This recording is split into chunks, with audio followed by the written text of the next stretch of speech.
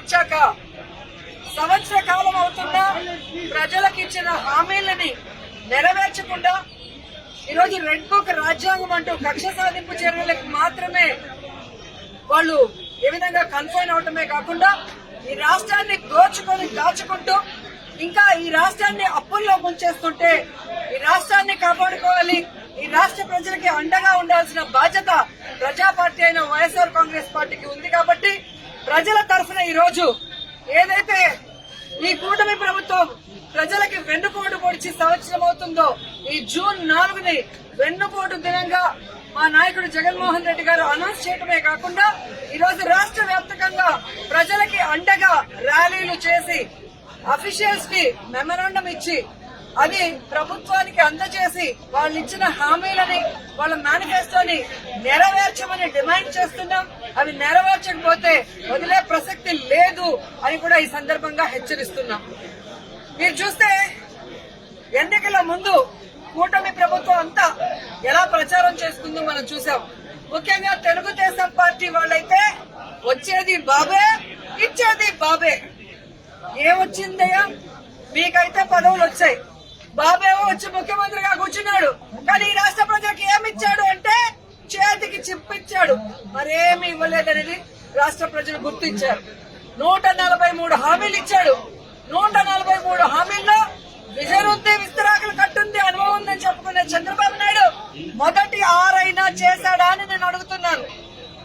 ఈరోజు చూస్తే చంద్రబాబు నాయుడు ఏరు దాటక ముందు ఏటి మల్లన్న, ఏరు దాటాక బోడి మల్లన్న చందంగా పరిపాలించిన విధానం మనకు తెలుసు. కానీ ఈ రాష్ట్ర ప్రజలు ఎలా నమ్మి మోసపోయారు, అలాగే ఈవీఎంలతో వీళ్ళు ఎలా మ్యానిపులేట్ చేసి ఈ రోజు 60,000 90,000 అంటూ అసలు ప్రజలు ఓట్లేని నాయకులంతా గాల్లో గెలిచిపోయిన గాలిగాళ్లే ఎక్కువగా ఉన్నారు ఈ రాష్ట్రంలో.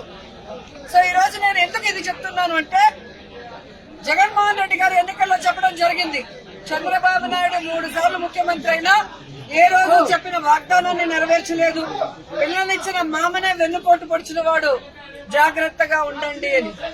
కానీ ఈవీఎంల దగ్గర మనం ఏం చేయగలం? సో ఈవీఎంలని మ్యానిపులేట్ చేశారు. కొన్ని చోట్ల అమాయకమైన ప్రజలు, రైతులు, మహిళలు కూడా జగన్ గారే ఇచ్చినప్పుడు చంద్రబాబు నాయుడు, లోకేష్, పవన్ కళ్యాణ్ ఇస్తారేమో, పవన్ కళ్యాణ్ చెప్పిన మాటలు నమ్మి చాలా మంది ఓట్లు వేయడం కూడా జరిగింది.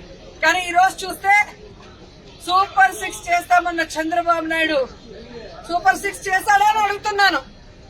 అన్నిటికీ వెన్నుపోటు పొడిచింది నిజం కాదా అని అడుగుతున్నాం. ఈ రోజు తల్లికి వందనం ఇస్తానన్నాడు, కానీ ఇవ్వకుండా వెన్నుపోటు పొడిచాడు. రైతుకు అన్నదాత ఇస్తా అన్నాడు, ఇవ్వకుండా వెన్నుపోటు పొడిచాడు. జాబ్ క్యాలెండర్ ఇస్తా అన్నాడు, ఇవ్వకుండా వెన్నుపోటు పొడిచాడు. ఉద్యోగం ఇస్తా ఇవ్వని వాళ్ళకి నిరుద్యోగ భృతి ఇస్తా అన్నాడు, ఇవ్వకుండా వెన్నుపోటు పొడిచాడు. అలాగే అధికారులకి ఐఆర్ ఇస్తాను, డిఏ ఇస్తాను అని చెప్పాడు, కానీ ఈ రోజు ఇవ్వకుండా ఎలా వెన్నుపోటు పొడిచారో మనం చూసాం. మహిళలకైతే ఉచిత బస్సు ఇస్తాను, పొద్దు నుంచి సాయంత్రం వరకు ఫ్రీగా తిరుక్కోవచ్చు అని చెప్పారు, కానీ ఇవ్వకుండా ఎలా వెన్నుపోటు పొడిచారో మీరందరూ కూడా కళ్ళారా చూశారు. ఈ రోజు ఒక్కరికి కూడా ఒక సెంటు భూమి గాని, ఒక ఇల్లు గాని కట్టించకుండా ఎలా వెన్నుపోటు పొడిచాడో మీరందరూ కూడా కళ్ళారా చూస్తున్నారు. సో వెన్నుపోటు అంటే చంద్రబాబు నాయుడు, చంద్రబాబు నాయుడు అంటే వెన్నుపోటు. ఇది ఈ రోజు ప్రజలు తెలుసుకున్నారు, వాళ్ళకి జరిగిన నష్టాన్ని వాళ్ళు తెలుసుకున్నారు. ఎప్పుడెప్పుడు ఎన్నికలు పెడితే జగన్మోహన్ రెడ్డి గారికి ఓటేసి మళ్లీ ముఖ్యమంత్రిని చేసుకోవాలని ఎదురు చూస్తున్నారు అన్న దాంట్లో ఎటువంటి అతిశయోక్తి లేదని కూడా తెలియజేసుకుంటున్నా. మొదటిసారి ముఖ్యమంత్రి అయిన జగన్మోహన్ రెడ్డి గారు తాను ముఖ్యమంత్రి అయిన రోజుకి చంద్రబాబు నాయుడు ఖజా ఖాళీ చేసి ఖజానాలో 100 కోట్లు మాత్రమే పెట్టినా ఆయన పెట్టిన అప్పులన్నీ తీర్చి జగన్మోహన్ రెడ్డి గారు ఇచ్చిన ప్రతి వాగ్దానాన్ని నెరవేరుస్తూ వెల్ఫేర్ డెవలప్మెంట్ 2 కళ్ళగా ముందుకు వెళ్లాడు. జగనన్న దిగిపోయే రోజుకి 7,000 కోట్ల రూపాయలని ఖజానాలో పెడితే సిగ్గులేని కూటమి ప్రభుత్వ నాయకులు ఈ రోజు ఖజానా ఖాళీగా ఉంది, ఖజానాలో ఏమీ లేదు, ఏం చేయాలో అర్థం కాలేదు అని చెప్పి ఏ విధంగా మొసలి కన్నీళ్లు కారుస్తున్నారో మీ అందరూ చూస్తున్నారు.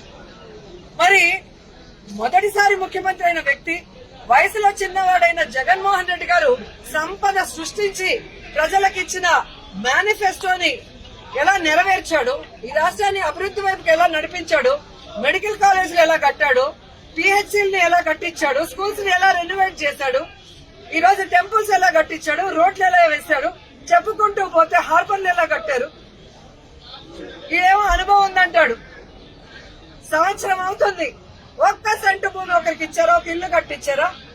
జగన్మోహన్ రెడ్డి గారు దిగిపోయే రోజుకి ఫినిషింగ్ లో ఉన్న మెడికల్ కాలేజీలు ఇంతవరకు పూర్తి చేయట్లేదు.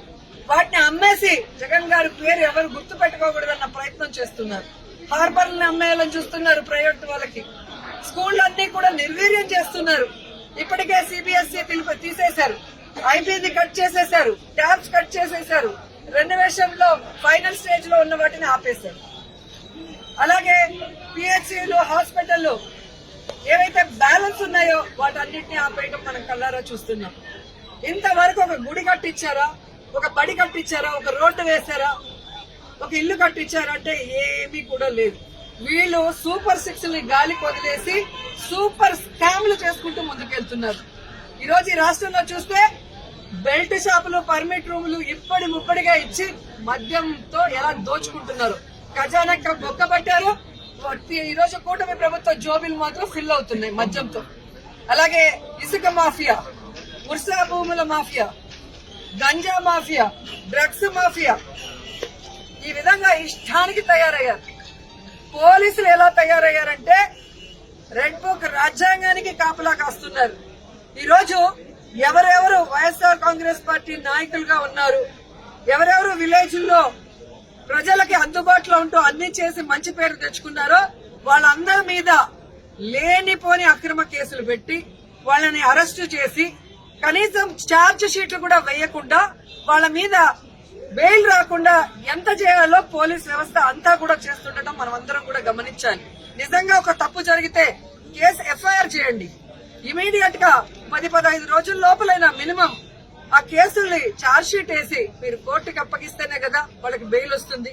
అంటే తప్పుడు కేసులు కాబట్టి ఛార్జ్ షీట్ లో నిజాలు రాయాలి కాబట్టి, తప్పులు రాస్తే రేపు వాళ్ళ ఉద్యోగం పోతుంది కాబట్టి ఈ రోజు తప్పుడు కేసులతో జైల్లో 50 రోజులు, 60 రోజులు, 70 రోజులు మగ్గిపోయే పరిస్థితి వైఎస్ఆర్ కాంగ్రెస్ పార్టీ కార్యకర్తలకి, నాయకులకి కలుగుతోంది. ఎవరైతే ఈ రోజు తప్పుడు కేసులతో జైళ్లకు వెళ్లారో వాళ్ళకి అండగా నిలబడ్డాం. వారందరికీ కూడా ఈ రోజు బెయిల్స్ ఇచ్చాం. ఎవరైతే వాళ్ళ మీద అక్రమ కేసులు పెట్టి ఇబ్బంది పెట్టారో ఆ కూటమి నాయకుల్ని గాని, ఆ అఫీషియల్స్ ని గాని వదిలిపెట్టేది లేదు. మీకు రెడ్ బుక్ రాజ్యాంగం ఉంటే మాకు అంబేద్కర్ గారి రాజ్యాంగం ఉంది. అంబేద్కర్ గారి రాజ్యాంగం ప్రకారం న్యాయబద్ధంగా మీ అందరినీ కూడా శిక్షిస్తామని కూడా ఈ సందర్భంగా తెలియజేసుకుంటున్నాం. అలాగే మీరు చూస్తే ఈ రాష్ట్రంలో ఆడవాళ్ల మీద ఏ విధంగా అరాచకాలు, అక్రమాలు, రేపులు, దురదృష్టకరం 3 ఏళ్ల అమ్మాయిని కూడా మొన్న మీరు చూస్తే ప్లీనరీ జరిగే ప్లేస్ లో రేప్ చేసి చంపేసి కంపల్లో వెళ్తే ఏ వంట బాగుంది అని మాట్లాడతారు, ఎంతమంది వచ్చారని మాట్లాడతాడు చంద్రబాబు నాయుడు. ఇచ్చిన సూపర్ 6 కి దిక్కు లేదు.